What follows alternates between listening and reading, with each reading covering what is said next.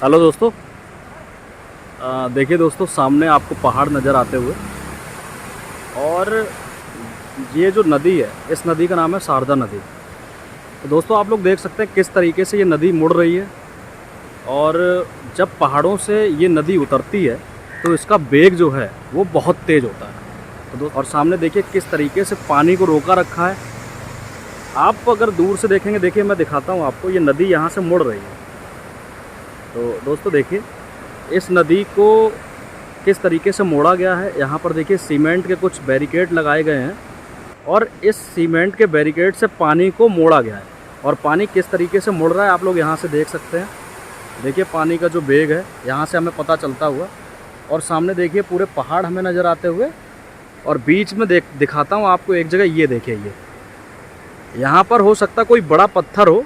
तो दोस्तों मुझे खुद समझ नहीं आ रहा कि ये पानी यहाँ पर इतनी तेज़ किससे टकरा रहा है।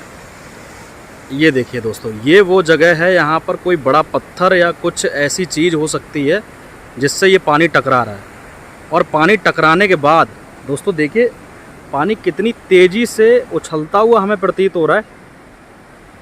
और उसके बाद नदी का जो वेग है वो देख सकते हैं आप लोग। यहाँ पर इस नदी के पास जाना बहुत ही सख्त मना है, क्योंकि पानी का वेग बहुत तेज़ है। आप लोग इसमें नहा नहीं सकते। आगे मैं दिखाऊंगा, कुछ जंजीरें लगा के रखी हैं, और वहाँ पर जाके आप जंजीरों को पकड़ के इस नदी में स्नान कर सकते हैं, और बाकी आप इसके बहुत ज़्यादा पास नहीं जा सकते हैं। तो दोस्तों ये दूर से मैं दिखाता हूँ आपको। ये देखिए पहाड़ों के किनारे से, और पहाड़ देखिए, पहाड़ों के नीचे आपको जंगल दिखते हुए, बहुत सारे पेड़ पौधे दिखते हुए, और उसके बाद हमें दिखती है बहुत तेज़ी से बहती हुई नदी। तो दोस्तों ये शारदा नदी है। यहाँ पर इसको काली नदी भी कहा जाता है, और यहाँ पर बहुत ठंडक का एहसास होता हुआ हमें, बहुत ठंडी ठंडी हवा चल रही है दोस्तों, लेकिन धूप भी बहुत तेज़ है, गर्मी बहुत लग रही, पसीना भी बहुत ज़्यादा आ रहा है। बाकी सामने देख सकते हैं दोस्तों आप लोग पहाड़, और देखिए किस तरीके से यहाँ पर डेवलपमेंट किया गया है। तार देख सकते हैं आप लोग, नदी के बिल्कुल बीचों बीच एक पिलर हमें दिख रहा है, और वहाँ से ऊपर देखिए तार जाते हुए, और देखिए चारों तरफ ये हमें पहाड़ियाँ दिख रही हैं। और इस पहाड़ी के दूसरी तरफ भी हमें बहुत बड़े बड़े पहाड़ नज़र आएंगे, लेकिन यहाँ से नहीं आ रहे। जब हम लोग ऊपर से इनको दिखाएंगे तब हमें नज़र आएंगे। तो ये स्टार्टिंग है पहाड़ों की दोस्तों, किस तरीके से यहाँ से स्टार्टिंग हो रही है, और इसके बाद कई सारी पर्वत श्रृंखलाएँ हमें दिखाई देती हुई। अगर हम अपने ज्योग्राफी को पढ़ेंगे तो हमें बहुत सारी पर्वत श्रृंखलाएँ इसके बाद हमें दिखाई देती हैं। तो इस पहाड़ी के दूसरी तरफ दोस्तों नेपाल है, और इस तरफ हमारा उत्तराखंड है। तो अभी कोशिश करेंगे, देखिए यहाँ से एक मैं आपको दिखाऊंगा, पुल दिखेगा आपको यहाँ से। ये एक पुल हमें दिखाई देता दोस्तों। ये जो पुल है, ये पुल एक तरीके से पानी को हम यहाँ पर स्टोर करते हैं, एक डैम है ये। और यहाँ से हम देखेंगे ये जो पानी का बहाव है, इसको किस तरीके से दो पार्टों में डिवाइड किया गया है। कोशिश करेंगे उसको आगे दिखाया जाए।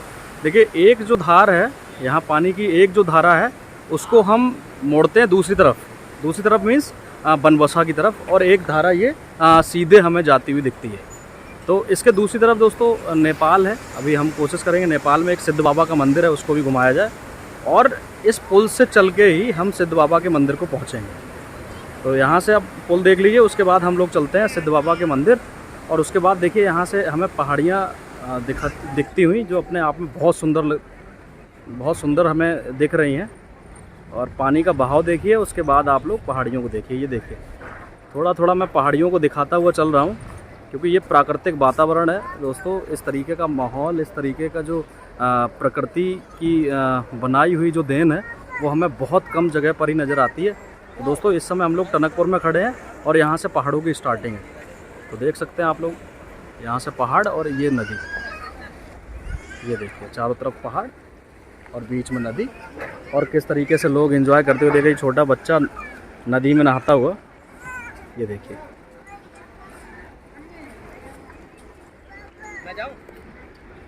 और दोस्तों ये जो दृश्य है, ये सुबह के समय बहुत सुंदर दिखाई देता है दोस्तों। पानी की जो साउंड है उसको देख सकते हैं, और चारों तरफ आप देख सकते हैं पहाड़ियाँ, और बहुत सुंदर माहौल, बहुत अच्छा माहौल। और पानी का बहाव देखिए, ये प्राकृतिक जो चीज़ें हैं वो आप लोग देख सकते हैं। प्रकृति की जो अनमोल धरोहर है वो नदी है, और नदियों को हमें बचाना भी चाहिए, पेड़ पौधों को बचाना चाहिए, वनों को बचाना चाहिए, जंगलों को भी बचाना चाहिए। तो इसी मैसेज के साथ हम लोग अब नेक्स्ट टाइम मिलते हैं।